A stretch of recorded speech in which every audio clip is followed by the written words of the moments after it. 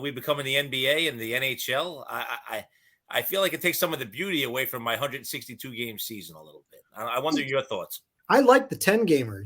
I like the way it is right now. I agree. 10 I games. didn't like it at first, but it grew on me. I liked having the extra team.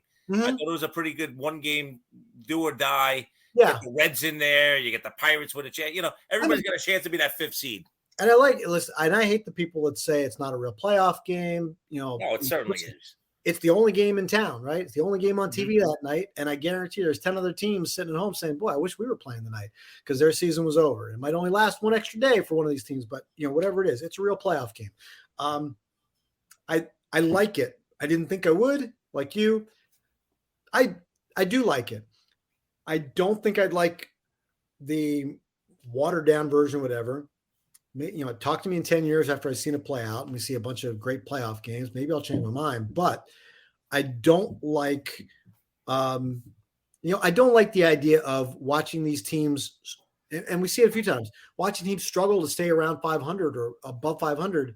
Here's the thing about the pennant races. You see this play out every year now, where it seems like, oh, does anybody want the second wild card? Does anybody, all of these teams are right around 500, right? They're like in that 84, 85 win range. And you're saying like, these are playoff contenders.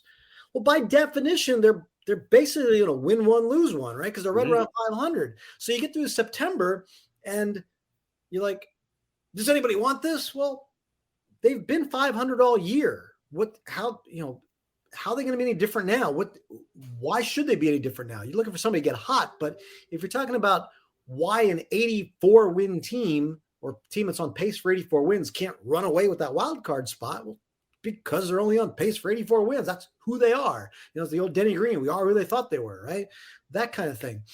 So you're inviting more of that element in as you're adding playoff teams. You're going to be watching teams that are on pace for 78 wins who have a chance, and you're going to be frustrated pulling your hair out because, they give up 5-run leads or this, that. Well, that's what 78 win teams do. They don't run off 12 in a row in September, might happen, but you're watering that part of it down. I think the excitement in September is about the jockeying for position, but the actual level of play might not be great because the teams that are fighting for it just really aren't going to be that good. You get more playoff games, more inventory for TV. I understand. I think the eventual fallout from all of this, though, is adding 2 more teams. And, instead of making it 14 out of 30, it's going to be 14 out of 32. Which is better, but you're also then adding expansion and watering it down and doing everything that goes along with that. History shows you that when the owners lost money, they figure out a way to make it back. And a couple of times what they do is they'll say, hey, anybody want to buy a team? And they will. And people will pay a lot of money to join this, despite the fact that they think it's not very profitable, right, or it doesn't get you a return of some kind. They all know that it does, and they'll line up to buy a franchise. And I talked about this with somebody, I don't know, maybe a year or two ago. It's not unreasonable to think that you could charge $2 billion to some group from Nashville or pick any other place you want, and say, do you want it? You want to pay $2 billion to get into to buy a Major League Baseball team. And they will. And that's $4 billion to add 2 teams, all that money split up by 30 teams. Right. So, it's a $130 million payday just by that math alone. That's how they get their money back when they figure out they've lost income. One of the amazing things that me and Porterhouse had discussed also, have we learned anything from the NFL season this year when they added a team? Wild card weekend had to be possibly the worst football any of us has seen since like the USFL. But, after that, every game was great. Yeah. Right. After that, it was fantastic. So you're just really just watering down a product that is normally pretty strong.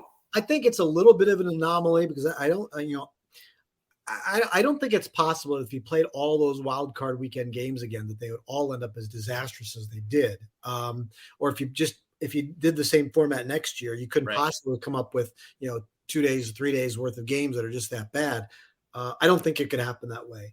They We'll find out. yeah. Only the 4-5 game isn't supposed to be that bad. Let's be honest. Yeah. It just really isn't. The No. Rams and the Cardinals was supposed to be a game. Yeah. And it wasn't. It was an anomaly, I thought. Right. And I think I think you find that out. One of those teams ends up, advancing. I think you find out that the seedings were imperfect in that regard.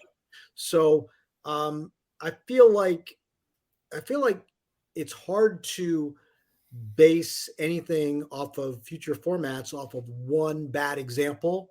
I thought that wild card weekend was terrible, but I don't know that it'll play out the same way. If you just went back in time and started it again 2 months ago, I don't think it would end the same way. Right. I mean, one last question, I guess, for you on this topic of just the changes. Universal DH. Yeah, I'm in. I think it's time. Yeah. And don't get me wrong. I mean, I love the purity of the game, but there's maybe a few handful of good hitting pitchers. The game has changed so much where your starter isn't going beyond 5 or 6 anymore anyway, where there's really the decision to take him out or leave him in. Yeah. Not that anybody's middle relief outside of the Rays who keep throwing a bunch of 6'8" guys that throw 100 miles an hour every inning. Everybody else struggles with this position except for the Rays.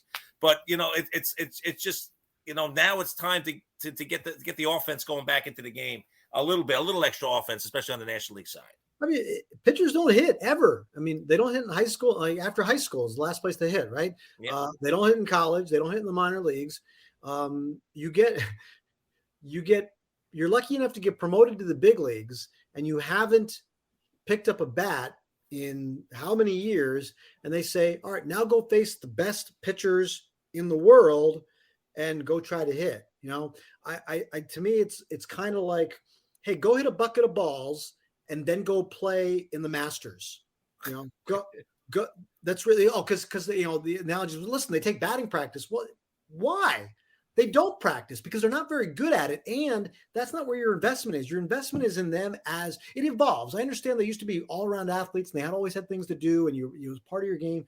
But this evolves, and if you're a good pitcher, it made more sense to you to focus on pitching and be able to do that better. So I have no problem. For years, I have watched. I grew up watching National League Baseball, watching the Phillies, and I always thought, oh, purist, keep the pitcher hitting. The DH is terrible, blah, blah, blah. After watching American League Baseball for over 20 years, covering the Yankees, it only took me a couple of years to realize, you know what? I don't mind this, and the pitchers are terrible at hitting. What's the point? Why are we there's no entertainment value in it. The entertainment value is terrible. I don't care. Everyone shows, and everyone fires me off the gif of Bartolo Colon's home run. Like 4 billion at bats. That one guy, one at bat in the middle of the night in San Diego at midnight, whatever it was, hits a home run, and I'm supposed to make that the thing that okay, you're right. We don't know rules because that one fat guy got a home run 50 out of 150 million at bats. I'm not. And I say fat guy lovingly because I'm talking to you guys.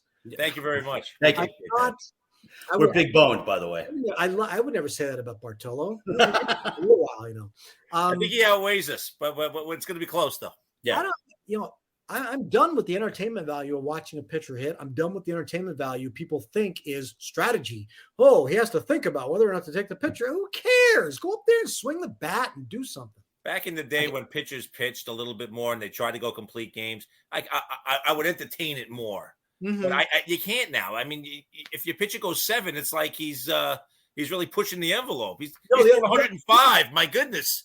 The other part go out for the 8th. But D, you can have that discussion, and while you're having a discussion, it takes you about 15 seconds and some guy's throwing the next pitch, right? And then you're on to the next thing. Now you're having that discussion and it's 45 seconds and nobody's throwing a pitch. And so, you're having that discussion for 10 minutes before the guy can, I'm done with that part of it. If it's one comment between pitches, okay, let's think about that. The inning moves along and you make the decision. Now it could take you 20 minutes to figure out whether or not you're taking that guy out. I got to tell you, by the way, the pitchers stop hitting in high school. My son's on a high school team, and half the pitchers do not bat because they stuck at it. Mm-hmm. Right. So they put focus them on pitching. That's what they're supposed to do. Yeah. I mean, you sit back and you go back, and we're all about the same age. So I always think about this, and this is just a little off to the side, so I'm sorry. But I sit there and look at Tony Gwynn, who's probably my favorite player of all time, and I look at guys like Ozzie Smith and Greg Maddux, and you wonder, if they would even get a look today, just because Gwynn didn't fit the profile of a right fielder. Ozzie Smith didn't hit enough when he first came up. Greg Maddux really didn't top 91, 92 ever, and he just knew how to pitch. And it's like now everybody wants throwers, and now everybody wants power. And it's like you'd like to think that superstars like that would have found their way, and I think they would have. It's just a totally different game. And like you were saying, the game evolves, and this is what the game has evolved into now. Now it's a home run or a strikeout and no productive outs and all that other stuff that we have to get used to. It's a little different.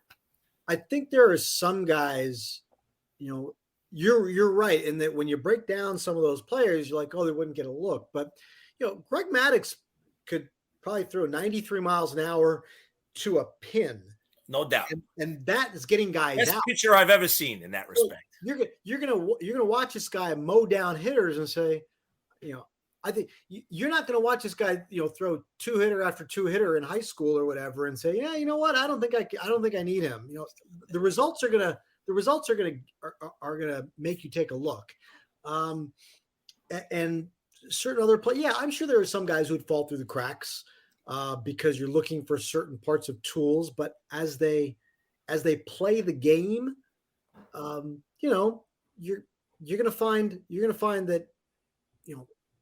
to find that you can find a place for people who help you win games. Right. Those guys you mentioned all did wonderful things to help you win games. The Hall of Famers. I mean, they're great players. They're all-time greats. I'll tell you, based on now, a guy like Steve Balboni would have people would be loving the guy like Balboni who got beat out by Mattingly, as we all remember that. And, right. Dave Kingman would be a superstar right now. Kong is not even a superstar, let's say, but let's remember, I mean, Dave Kingman played in the big leagues for 16 years, I think. Oh, he stuck around. He had value then.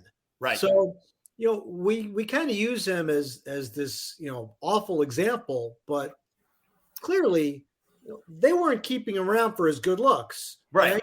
They kept him around because he still had whatever flaws were in his game. That's the other thing. It's the other thing I think we tend to do.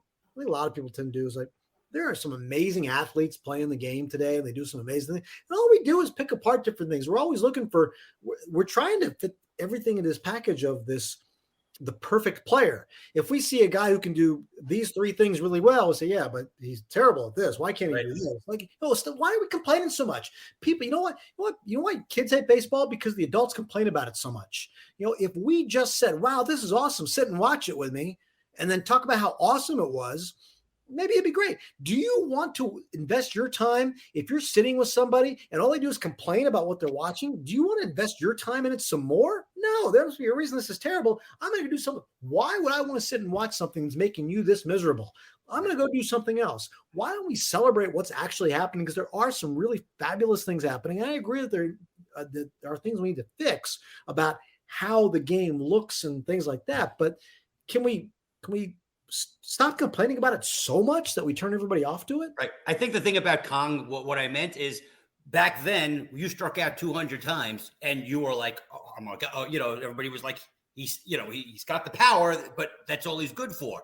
Now, if you're not striking out 200 times, you're not playing the game. Well, you also didn't have guys who could strike you out. Right. There were the fourth and fifth starters were totally different at that time. Yeah. They were contact pitches. And not only that, I made this point. I looked this up. I don't have enough time to find it because it's in one of my notebooks. But the amount of times that Joe DiMaggio or Mickey Mantle faced a pitcher 4 times in a game versus the amount of times that Aaron Judge has faced a pitcher 4 times in a game. Aaron Judge has played now for parts of 6 years. I think he's faced a pitcher for 4 plate appearances in a game. I think 11 or 12 times total. Mm-hmm. Okay? He doesn't, you guys remember 2003, the Astros threw a no-hitter against the Yankees. The bullpen game. 6 pitchers, right? Roy Oswalt gets hurt after the first inning, or in the first inning. He can't make it through the second, and 4 other guys come out of the bullpen, and 5 other guys come out of the bullpen, including Octavio Dotel, Billy Wagner, and Brad Lidge. Okay, those are the 3 back end guys, and it was kind of similar to the way you'd stack a bullpen in the regular game today. This is out of necessity. They had